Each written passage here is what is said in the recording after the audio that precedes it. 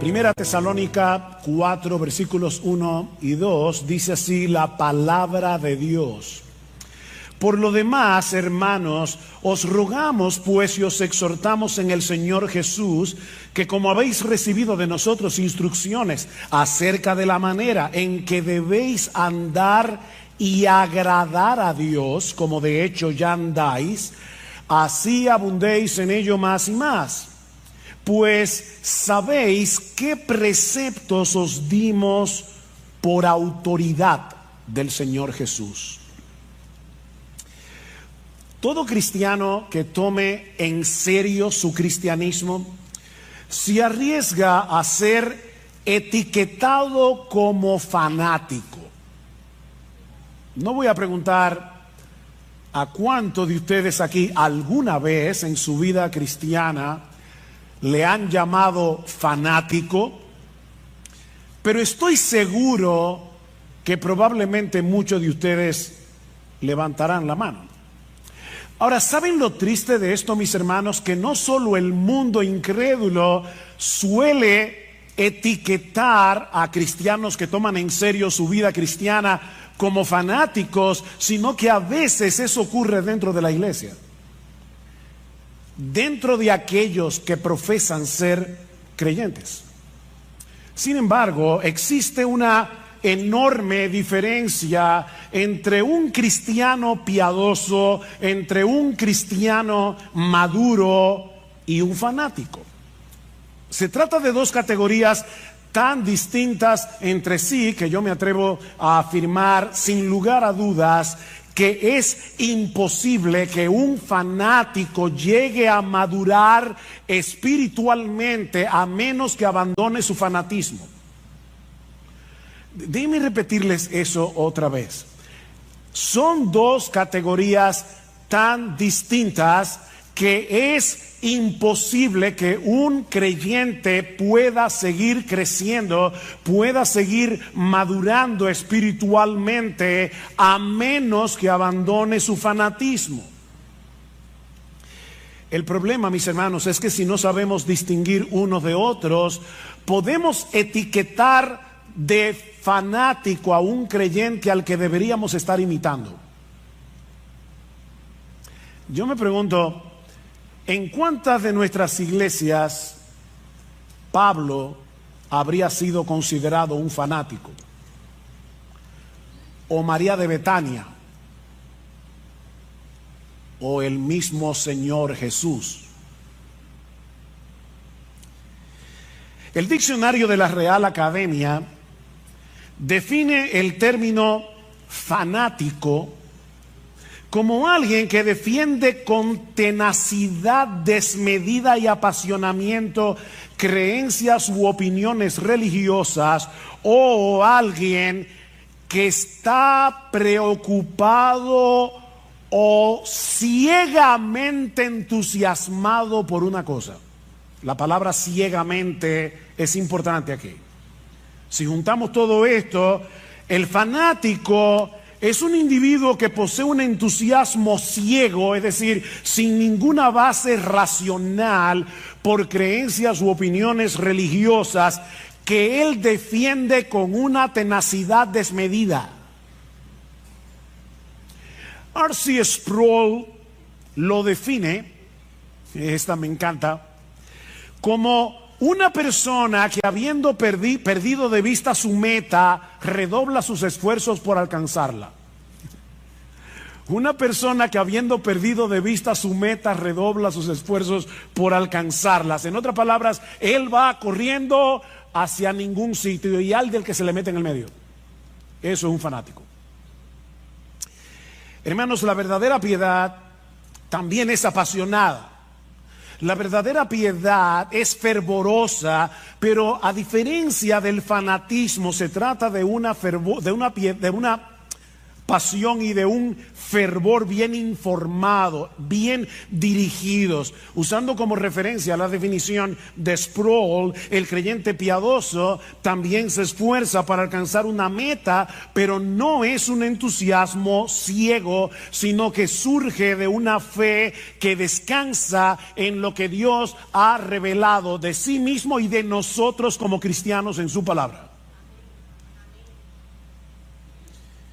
Este creyente, y yo espero poder estar hablando de ti esta mañana. Este creyente quiere vivir su vida de tal manera que esa meta trazada por Dios mismo, esa meta suprema, gobierne todo lo que hace, cada decisión que toma, la forma como se relaciona con los demás, absolutamente todo. Ahora, ¿cuál es esa meta? Trazada por Dios. O déjame ponértelo de otra manera. Si tú eres cristiano, si tú profesas ser cristiano, ¿qué es lo que Dios quiere de ti? Bueno, lee otra vez conmigo el versículo 1. Por lo demás, hermanos, os rogamos pues y os exhortamos en el Señor Jesús, que como habéis recibido de nosotros instrucciones acerca de la manera en que debéis, no es una opción, no es una sugerencia, en que debéis andar y agradar a Dios, como de hecho ya andáis, así abundéis en ello más y más. La meta suprema del creyente, es decir, la tuya, si tú eres cristiano, es vivir para agradar a Dios. La meta suprema del cristiano es vivir para agradar a Dios. Eso era lo que Pablo les había enseñado a estos nuevos creyentes en Tesalónica. Vieron en el versículo 1, como dicen en la mitad, que como habéis recibido de nosotros instrucciones, o sea, ya ellos habían sido instruidos cuando Pablo, Silas y Timoteo visitaron la ciudad de Tesalónica por primera vez. Ahora, recuerden, hermanos, que Pablo y su equipo misionero solo estuvieron unas pocas semanas en Tesalónica antes de tener que salir de la ciudad por la persecución que se desató contra ellos. Y en ese breve tiempo, una de las cosas que ellos enseñaron a estos recién convertidos es que ellos debían vivir para agradar a Dios. De hecho, Pablo les recuerda en el capítulo 2, si van conmigo por favor al capítulo 2, en el versículo 10, Pablo dice: vosotros sois testigos y también Dios de cuán santa, justa e irreprensiblemente nos comportamos con vosotros los creyentes, así como sabéis de qué manera os exhortábamos, alentábamos e implorábamos a cada uno de vosotros como un padre lo haría con sus propios hijos, para que anduvierais como es digno del Dios que os ha llamado a su reino y a su gloria. Eso fue lo que Pablo, Silas y Timoteo le enseñaron a estos tesalonicenses recién convertidos en las pocas semanas que tuvieron allí. Compórtense como es digno del Dios que os llamó a su reino y a su gloria. Así que mi hermano, mi hermana, no importa si tú te convertiste hace 30 años, no importa si tú te convertiste hace 2 semanas, la meta suprema de tu vida debe ser agradar a Dios en todo lo que haces. La meta de tu vida es vivir como es digno de ese Dios que en una manera eficaz te llamó personalmente con nombre y apellido para que tú compartas su reino y su gloria. Te repito, yo no sé si te convertiste hace 30, 40, ahora en la actividad que teníamos con los nuevos hermanos de la iglesia que fueron recibidos recientemente. Les decía: bueno, mi nombre es Ugel Michelén, tengo 45 años de convertido. No importa. Y yo me convertí hace 6 meses, no importa. La meta tuya y la mía es exactamente la misma. Yo con 45 años, tú con 6 meses. Vivir para agradar a Dios. Vivir como es digno de ese Dios que nos llamó a ser parte de su reino y de su gloria. En otras palabras, como bien señala un comentarista, debemos vivir en este mundo caído, déjame ponértelo más fácil, según las directrices, los valores, las prioridades y la gloria de tu destino final. Eso fue lo que Pablo, Timoteo y Silas enseñaron a estos creyentes de Tesalónica tan pronto vinieron a Cristo en arrepentimiento y fe, y ahora que Pablo les escribe esta carta, les dice exactamente lo mismo. Versículo 1 otra vez: por lo demás, hermanos, os rogamos de nuevo y os exhortamos en el Señor Jesús de nuevo, que como habéis recibido instrucción cuando nosotros estábamos con ustedes personalmente en la ciudad, ahora les repito, vivan agradando a Dios. Otra vez, Pablo les ruega. Esa palabra significa pedir encarecidamente. Yo les pido encarecidamente, y luego los exhorta. Esta palabra tiene muchas acepciones en el idioma original, pero podemos traducirla aquí: os ordenamos, como un capitán lo hace con su tropa. Piénsenlo así: que vivan para agradar a Dios. Pablo era un buen pastor, y como un buen pastor, él se dirige a ellos con ternura: os rogamos, y con firmeza os ordenamos. ¿Ven?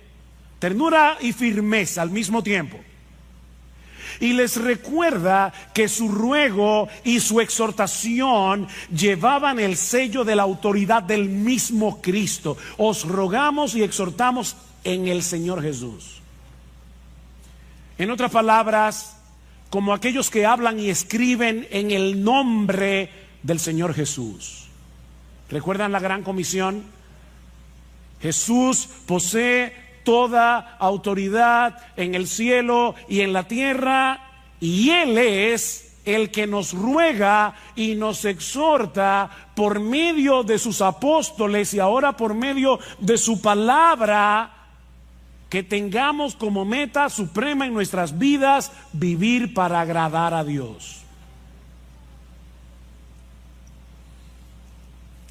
Cuando queremos agradar a una persona, procuramos causarle satisfacción, complacerla, satisfacer sus expectativas, ¿no es así? Bueno, mis hermanos, nuestra meta en la vida, miren qué simple, es causarle satisfacción, es complacer, es satisfacer las expectativas de Dios. Esa es nuestra meta, según lo que Él nos ha revelado en su palabra, no según lo que a mí me parece. Nuestra meta, mis hermanos, no es agradarnos a nosotros mismos. Nuestra meta obviamente no es agradar al mundo. De hecho, Pablo nos dice en Gálatas capítulo 1 versículo 10 que no se puede vivir agradando a Dios y agradando al mundo al mismo tiempo. Eso no se puede. Dice: pues busco ahora el favor de Dios o el de los hombres, pregunta Pablo, o trato de agradar a los hombres. Pues si todavía agradara a los hombres, no sería siervo de Cristo. No se puede ser siervo de Cristo y vivir tratando de agradar a los hombres. Esas dos metas son incompatibles. Es como tratar de ir a Santiago y a Samaná al mismo tiempo. No se puede. Por otro lado, esta meta excluye vivir la vida cristiana en automático. ¿Y eso qué significa? Bueno, tratar de cumplir con una serie de reglas, de deberes, por las reglas y por los deberes en sí mismos. ¿Por qué tú viniste a la iglesia hoy? ¿Por qué cuando los hermanos estaban cantando tú estabas cantando? Porque es lo que se espera de ti como cristiano. Tengo que hacer esto porque Eso es lo que el cristiano está supuesto a hacer. No, mis hermanos, no. Hacemos lo que hacemos y dejamos de hacer lo que dejamos de hacer porque nosotros queremos agradar a Dios. Debiste haber venido a la iglesia porque a Dios le agrada que tú vengas. A Dios le agrada que tú vengas. Y eso hace toda la diferencia del mundo entre un fariseo y un cristiano. Entre un legalista y un cristiano. Dice John Piper, agradar a Dios no es simplemente un deber religioso, es la esencia misma de la vida humana. O sea, oigan esto, hermanos, una persona, un ser humano que no está viviendo para agradar a Dios es como un reloj que no da la hora. Amigos que nos visitan, de verdad, lo que voy a decir ahora no quiero sonar ofensivo, así que voy a tratar de ser lo más dulce, tierno, tranquilo que yo pueda. Una persona que no vive para agradar a Dios no sirve para lo que fue creado.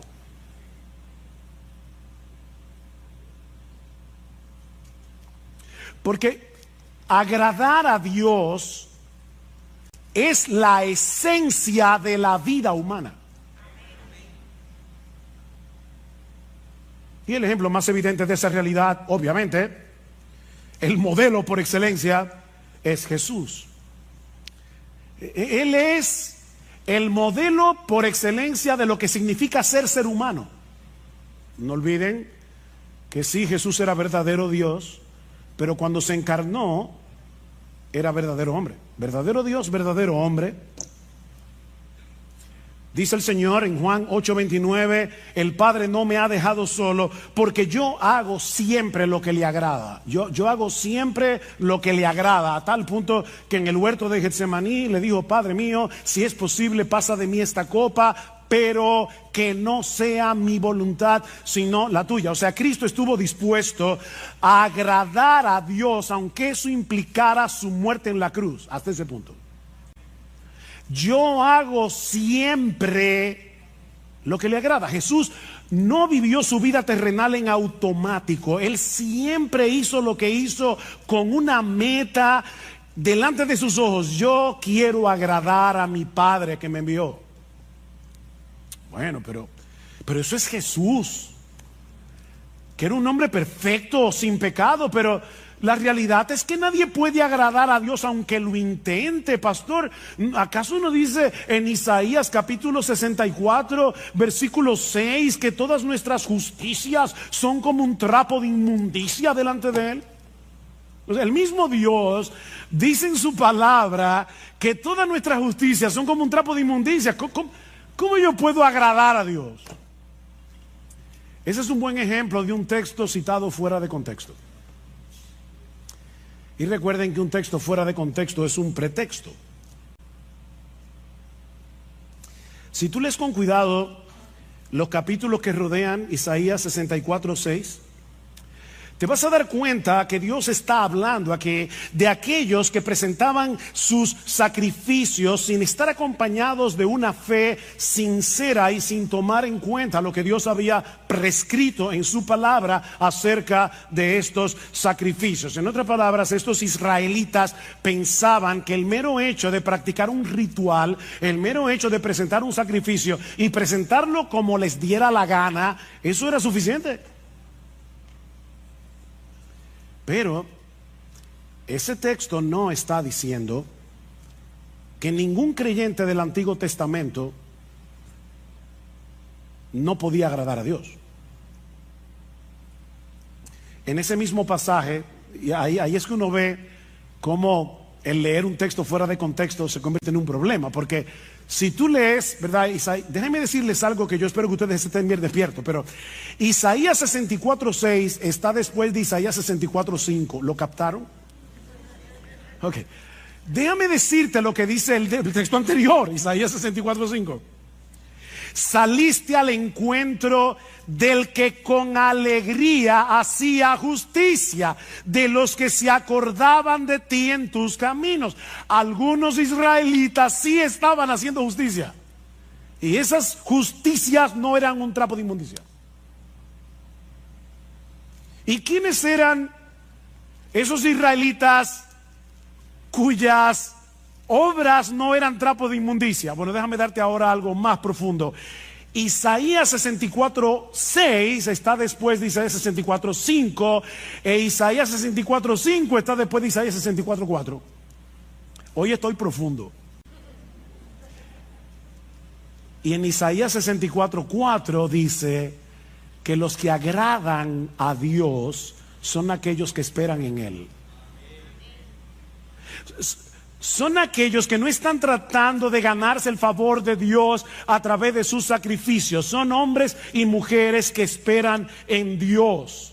De manera, mis hermanos, que si tú le estás predicando el evangelio a una persona que está tratando de ganarse la salvación, que está tratando de ganarse el cielo, está tratando de ganarse el favor de Dios a través de sus obras y no por medio de la fe, tú puedes citarle sin problemas Isaías 64:6 y decirle: ay, lamento decirte que todas tus obras de justicia son como un trapo de inmundicia delante de Dios, no te sirven para nada.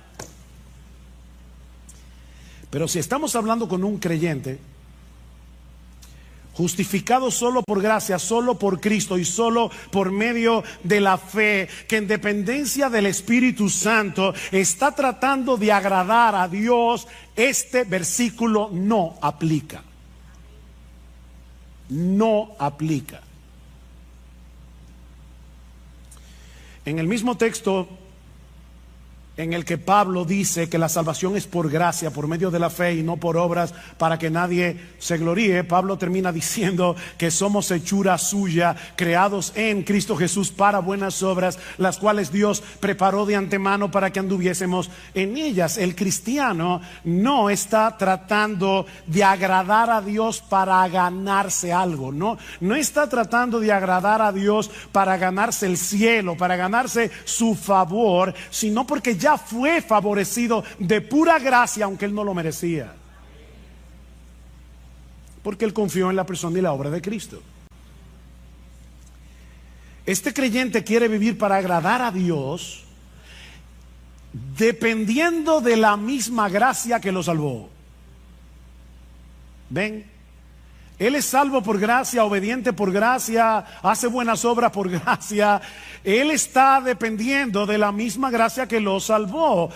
1 Corintios 15:10, Pablo dice: por la gracia de Dios yo soy lo que soy. Su gracia no ha sido en vano para conmigo. O sea, su gracia ha estado operando en mí para que yo haga todo lo que hago.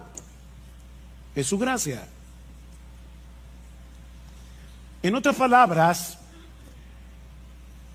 yo quiero convencerte en esta mañana de que tú puedes agradar a Dios. Podemos agradar a Dios porque ya Dios nos capacitó para agradarlo y puso en nosotros por su Espíritu el deseo de hacerlo. Nos capacitó y nos motiva. Uno de los pasajes del Nuevo Testamento que mejor expresa esa misteriosa interacción entre el obrar de Dios y nuestro obrar, y de paso es uno de mis textos favoritos del Nuevo Testamento, es Hebreos capítulo 13, versículo 20 y 21, en una doxología donde Pablo expresa lo siguiente: y el Dios de paz, que resucitó de los muertos a nuestro Señor Jesucristo, el gran pastor de las ovejas, por la sangre del pacto eterno, os haga, ese buen pastor, os haga aptos en toda buena obra, para que hagáis su voluntad. Ahora el misterio: haciendo Él en vosotros lo que es agradable delante de Él por Jesucristo. Haciendo Él en vosotros lo que es agradable delante de Él por Jesucristo, al cual sea la gloria por los siglos de los siglos. Amén. Nuestro gran pastor no solo derramó su sangre por nosotros en la cruz para el perdón de nuestros pecados, sino que ahora Él continúa fortaleciéndonos, Él continúa capacitándonos internamente. Él continúa manteniendo viva nuestra fe para que podamos hacer lo que es agradable para Dios. Insisto en lo de la fe porque la Biblia dice en Hebreos capítulo 11, versículo 6, que sin fe es imposible agradar a Dios. Él está obrando en nuestro obrar. Y a Dios le agrada ver la obra de su Hijo en nuestro obrar. O como dice Pablo en Filipenses 2:13, Él es el que está produciendo en nosotros el querer como el hacer por su buena voluntad. Esas obras que hacemos en unión con Cristo, en dependencia de Cristo, por el poder de Cristo, no son trapos de inmundicia. No son trapos de inmundicia. De manera que si tú eres un creyente, un verdadero creyente, no solamente puedes, es que tú debes vivir agradando a Dios. No vivas tu vida cristiana en automático, por inercia, haciendo ciertas cosas, dejando de hacer otras, porque eso es lo que se espera de una persona que dice ser cristiana. O sea, no sea como el esposo que el día del aniversario le lleva un ramo de rosas a su esposa porque vio en un anuncio que esa era una de las cosas que un esposo puede hacer para que la esposa no tenga malas el día del aniversario. Ay, gracias mi amor por ese ramo de rosas. No, no te preocupes, es mi deber. Mira, créeme, a tu esposa no le va a hacer ninguna gracia. Porque lo que hace feliz a tu esposa no es el ramo de rosas, es tu deseo de agradarla. Como ella entiende, ¿verdad? El agrado.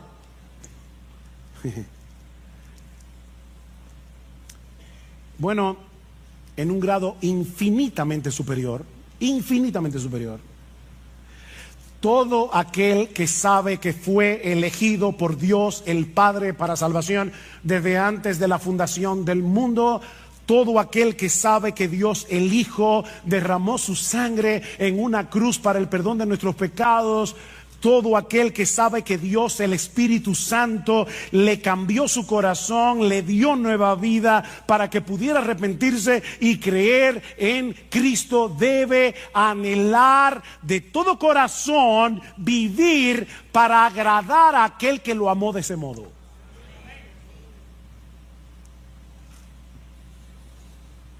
¿Y cómo luce esa vida que agrada a Dios?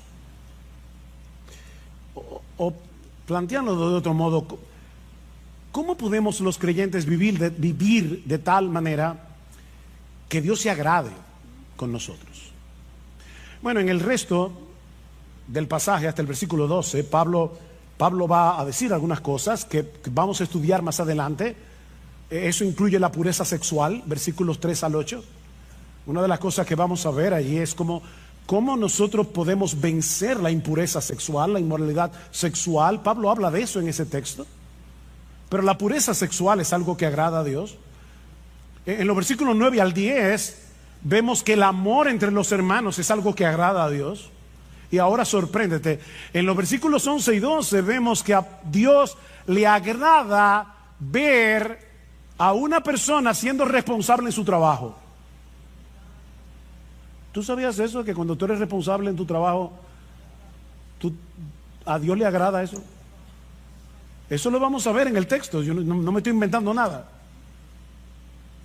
Así que en este pasaje vemos que la pureza sexual, el amor entre los hermanos, el amor creciente entre los hermanos y la responsabilidad laboral son cosas que agradan a Dios.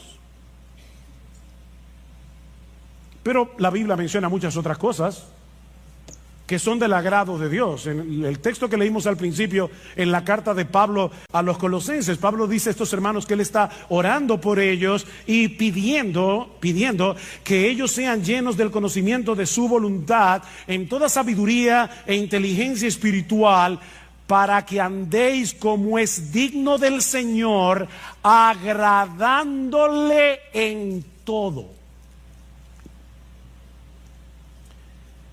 Pastor, en el texto griego, ¿qué significa la palabra todo?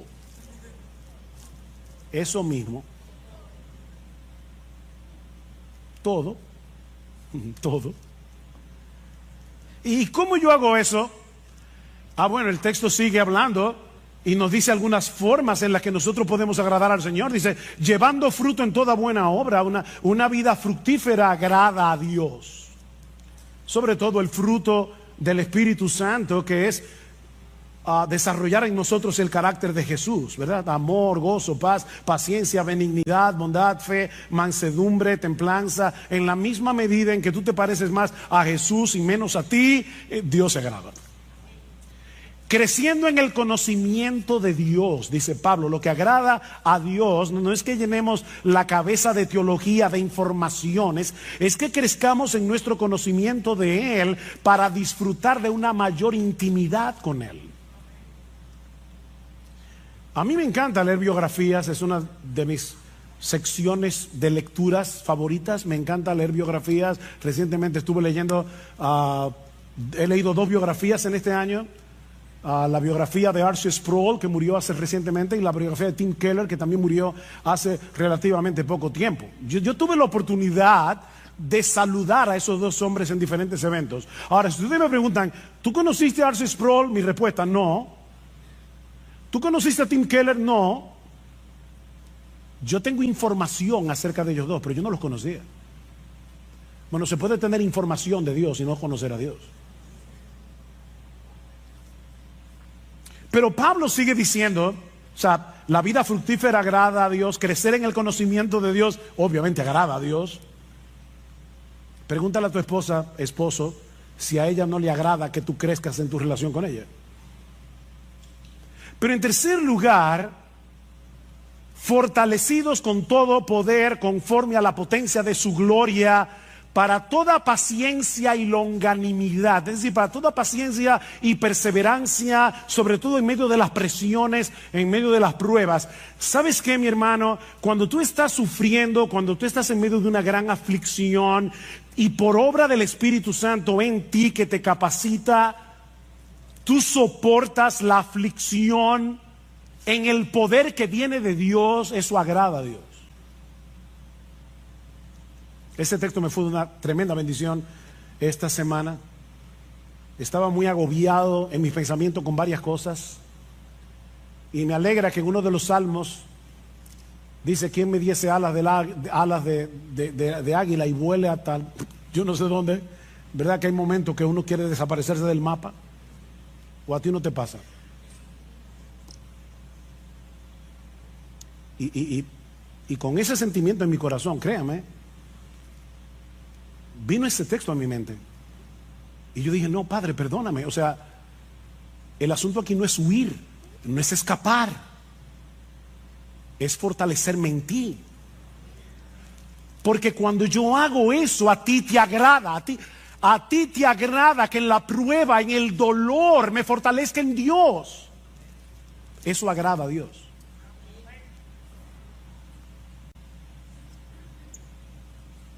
Y sigue diciendo: con gozo, dando gracias al Padre que nos hizo aptos para participar de la herencia de los santos en luz. En otras palabras, una vida gozosa y agradecida agrada a Dios. Una vida con gozo y con gratitud agrada a Dios. Y créame, hermano, yo podría seguir citando texto tras textos. Pablo dice en Romanos capítulo 12 versículo 1 que presentar nuestros cuerpos en sacrificio vivo sobre la base de lo que Cristo hizo por nosotros en el Evangelio. Os rogamos por las misericordias de Dios. Cuando presentamos nuestro sacrificio, nuestro cuerpo en sacrificio vivo, eso agrada a Dios.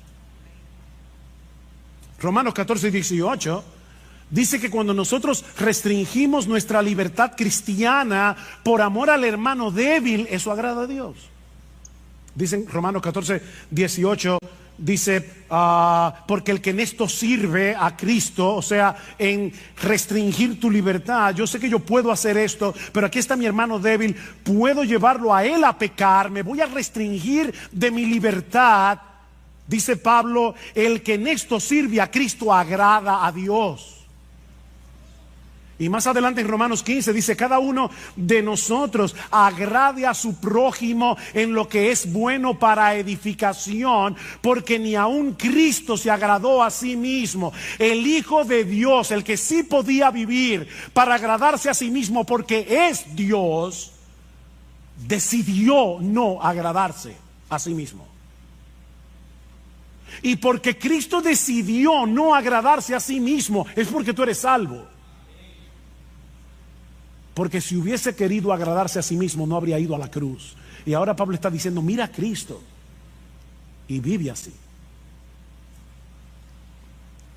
Hijos, niños y jóvenes, obedecer a vuestros padres agrada a Dios.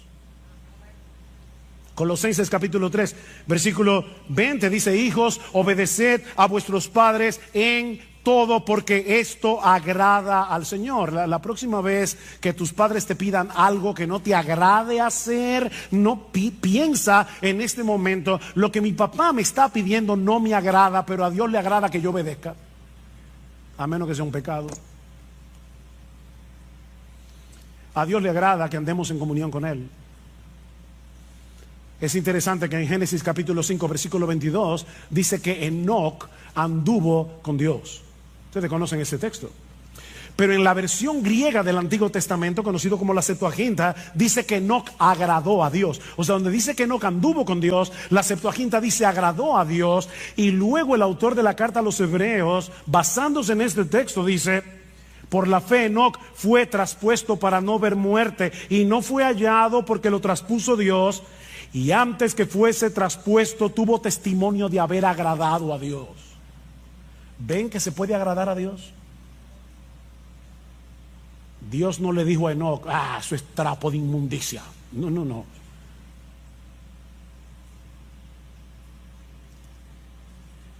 A Dios no le agrada que tú tomes tu Biblia y la leas como un fariseo porque hay que leer la Biblia. No, Él quiere que tú quieras tener comunión con Él, leyendo su palabra, que quieras tener comunión con Él en oración, que te pases el día viviendo con Dios, andando con Dios, en el día a día. Eso agrada a Dios.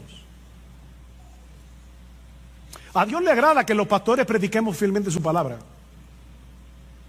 Este texto siempre es una motivación para mí. En 1 Tesalonicenses capítulo 2 versículo 4 dice Pablo que su exhortación a ellos no procedió de error ni de impureza ni fue con engaño, sino que así como hemos sido aprobados por Dios para que se nos confiara el evangelio, así hablamos, no como agradando a los hombres, sino a Dios. O sea, Pablo dice, cuando yo predico la palabra, yo no trato de agradar a los hombres. Claro, tampoco me digo que ofenderlos.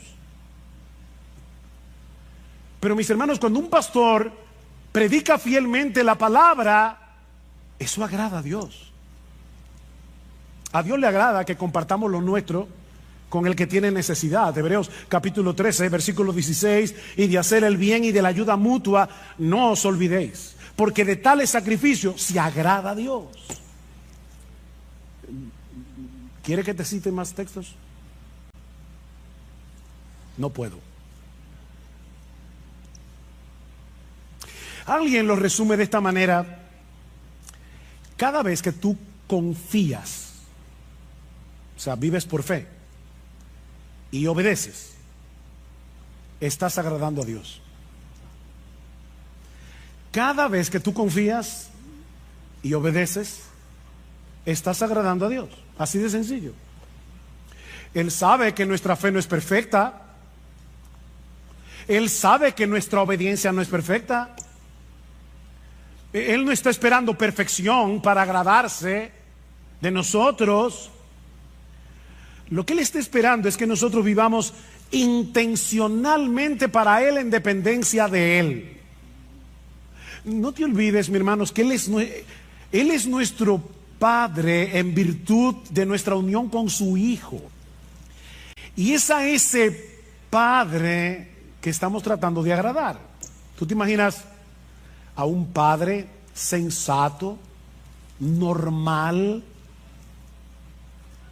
con buen juicio, mirando con desagrado la tarjeta de cumpleaños que le hizo su niña de 5 años porque no le gustó el color de la cartulina o porque tuvo una falta de ortografía. Es absurdo, ¿verdad? Bueno, parece que algunos cristianos se imaginan a Dios mirándonos de esa manera. No me gustó el color de la tarjeta. Trapo de inmundicia.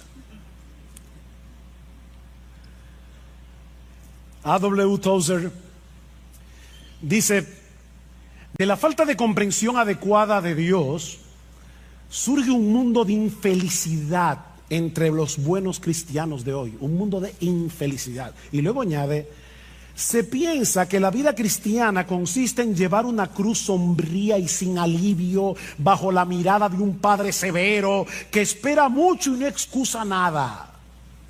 Un padre austero, malhumorado, muy temperamental y extremadamente difícil de complacer. ¿Te ha pasado eso por la cabeza? ¿Has visto alguna vez a Dios así? Ese no es el Dios de la Biblia. Ese no es el Dios que se nos revela en la Escritura como el Padre de nuestro Señor Jesucristo y que ha venido a ser ahora nuestro Padre por causa de nuestra unión con Él. Si eres creyente, mi hermano, ahora tú estás vestido con la ropa de gala de la justicia perfecta de Jesús y por lo tanto tus intentos de agradar a Dios no son un trapo de inmundicia, es la ropa de Jesús. Pedro dice en su primera carta que los cristianos ofrecemos a Dios sacrificios espirituales que son aceptables a Dios por medio de Jesucristo. Yo he oído hermanos que le da vergüenza cantar en voz alta porque no cantan bien. O ellos creen que no lo voy a juzgar ahora, ¿verdad? O sea, ellos creen que nacieron con oreja, pero no con oído musical. Y prefieren cantar bajito. Mira, canta.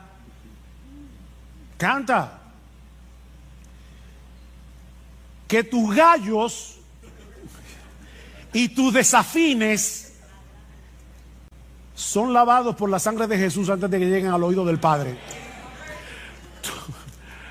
Tus sacrificios espirituales son aceptables delante de Dios por Jesucristo.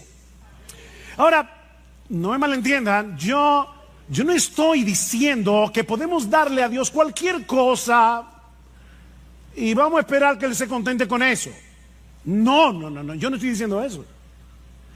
Lo que estoy diciendo, mis hermanos, es que tú y yo, si somos cristianos, debemos entregarle toda nuestra vida viviendo intencionalmente para agradarle a Él, pero sabiendo de antemano que la perfección de Jesús cubrirá todas nuestras imperfecciones. Eso es lo que estamos diciendo. Pero vive para agradar a Dios.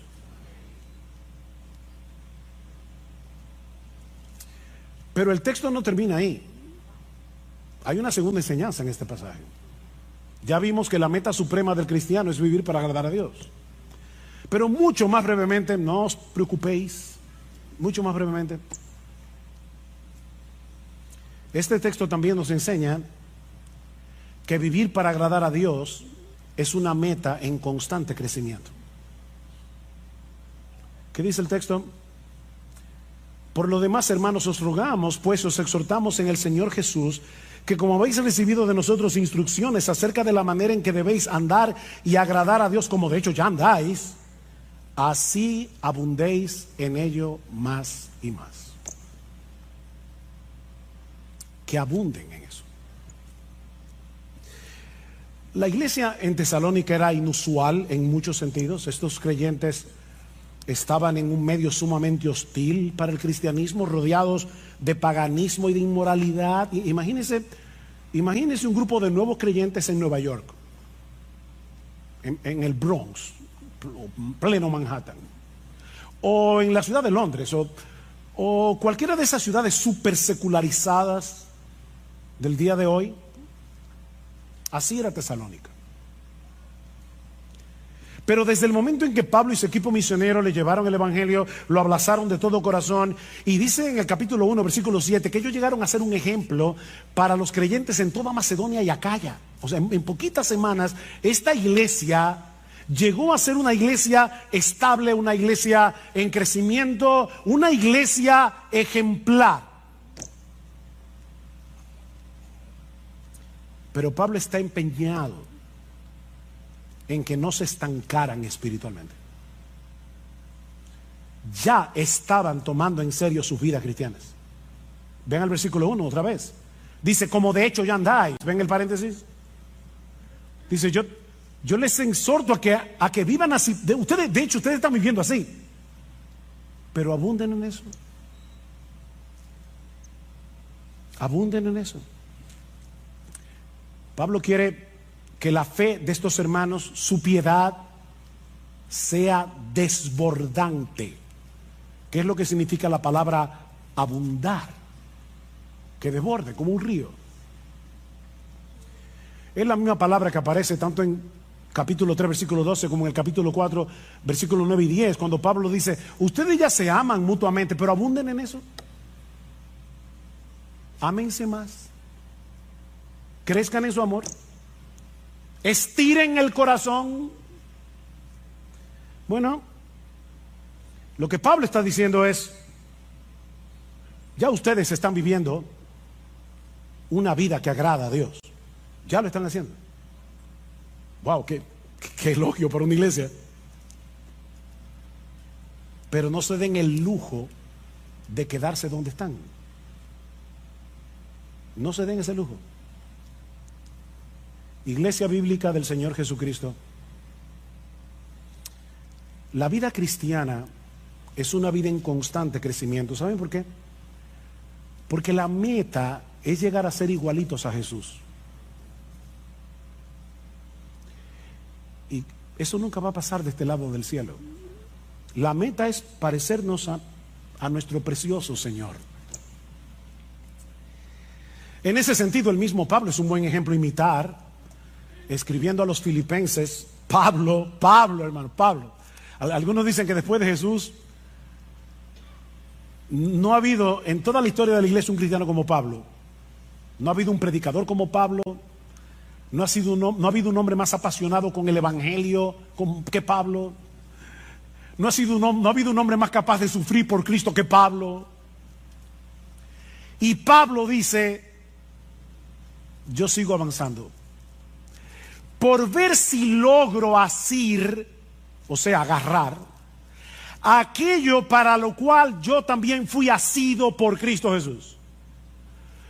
Cristo me agarró para algo y mi meta es cumplir eso para lo que Cristo me agarró.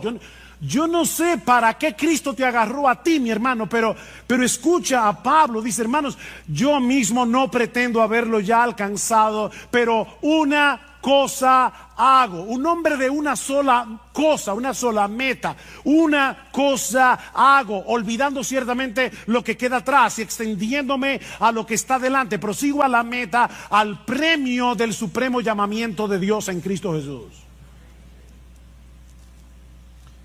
¿Han visto esos corredores cuando están llegando a la meta, sacan el pecho para ser los primeros que rompan la cosa esa, no sé cómo se llama, la cinta? Bueno, eso es lo que Pablo está diciendo. Yo estoy corriendo, pero es con el pecho afuera. Yo quiero romper esa cinta.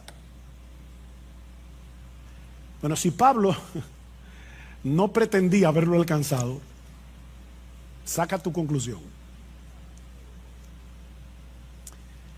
Mis hermanos, eso no es fanatismo. Eso no es fanatismo. Yo le decía al principio, me pregunto si Pablo hubiera sido considerado como un fanático por cristianos de una iglesia. Es que tú sabes que Pablo es como que, yo no sé, como que se coge la cosa muy en serio. De verdad, yo creo que Pablo hubiera sido considerado como fanático en nuestras iglesias. Pero mis hermanos, eso no es fanatismo, eso es cristianismo, puro y simple. Ni siquiera quiero que piensen en cristianismo radical. No, quítenle lo radical. Eso es cristianismo sin apellido. Eso es ser cristiano. Vivir para agradar a Dios. Eso es ser cristiano. Ese no es el privilegio de unos cuantos cristianos super espirituales. Una casta que hay en la iglesia. Me llama la atención que escribiéndole a los corintios, nada más y menos que a los corintios, era una iglesia tan madura, una iglesia llena de problemas. Y en esa carta Pablo compara la vida cristiana práctica con una carrera. ¿Y saben lo que Pablo le dice a esos cristianos de Corinto, de una iglesia tan mala?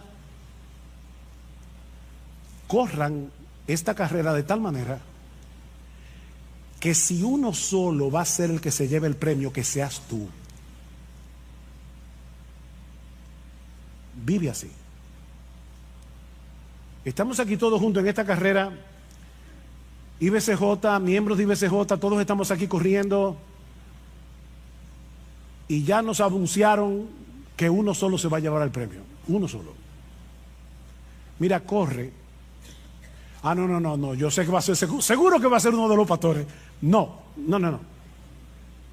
Porque el mismo Pablo dice en ese texto, yo sigo corriendo y trato de correr bien, no sea que habiendo sido yo heraldo para muchos, después yo sea descalificado en la carrera. Cualquiera de nosotros puede ser descalificado aquí. Corre tú, mi hermano, mi hermana, corre tú, como si fueras el único que fuera a llevarte el premio. ¿No sabéis que los que corren en el estadio, todos a la verdad corren, pero uno solo se lleva el premio? Le dice Pablo a estos creyentes. Corred de tal manera que lo obtengáis.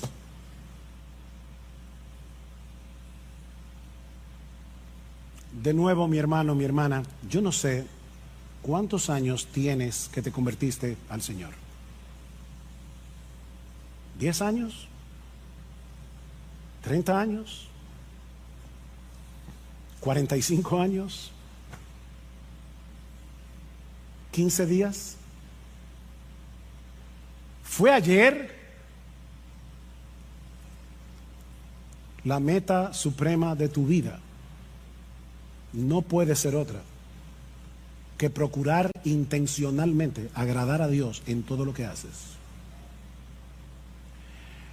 No para ganarte nada de Dios,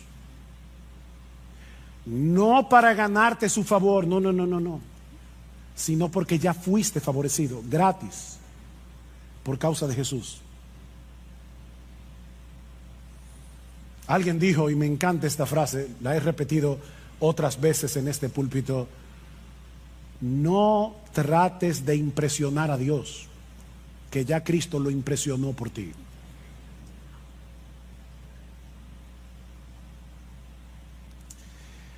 Para ponerlo de una manera que los niños que están aquí puedan entenderlo. Niños, cuando nos convertimos a Cristo, Dios nos puso a nosotros la nota de Jesús en todas las materias. Ya yo sé de antemano, cuando yo llegue al cielo y abra mi récord, yo tengo A más en todas las materias. Porque lo que hizo Dios es que me puso a mí la nota de Jesús y a Jesús le puso la mía, y por eso murió en la cruz. Y es descansando en esa justicia perfecta que ya tenemos en Él, es descansando en esa obra del Espíritu en nosotros, que ahora podemos seguir creciendo en nuestra relación con el Señor. Ahora podemos seguir creciendo en nuestra capacidad de amar a otros.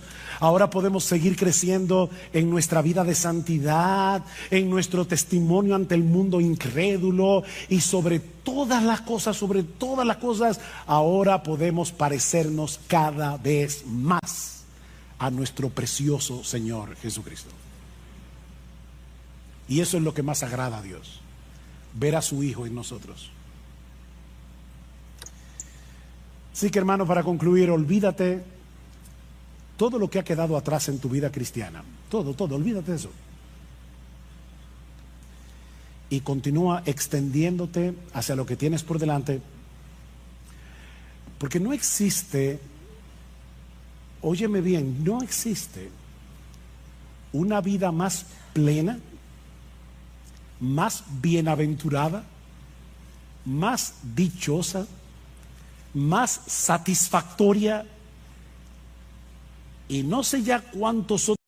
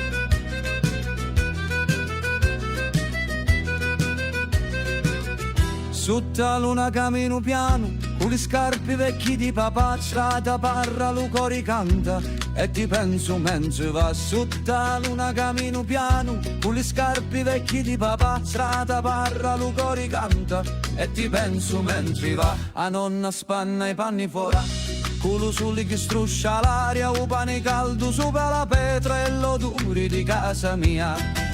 Vento di casa, portami a tia, tra le mura du paese mia. Se tu mi chiami, torno con tutto, chianta un limone, ti do lo frutto.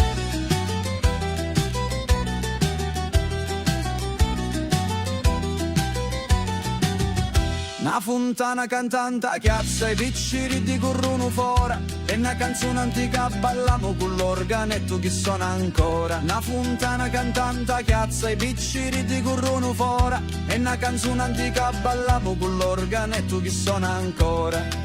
E se lontano vai non scordare, che ogni pezza cagati si può ricostruire. Lo cuore mio sempre ti sapi, torna a casa che lo cielo t'abbraccia. Vento di casa, porta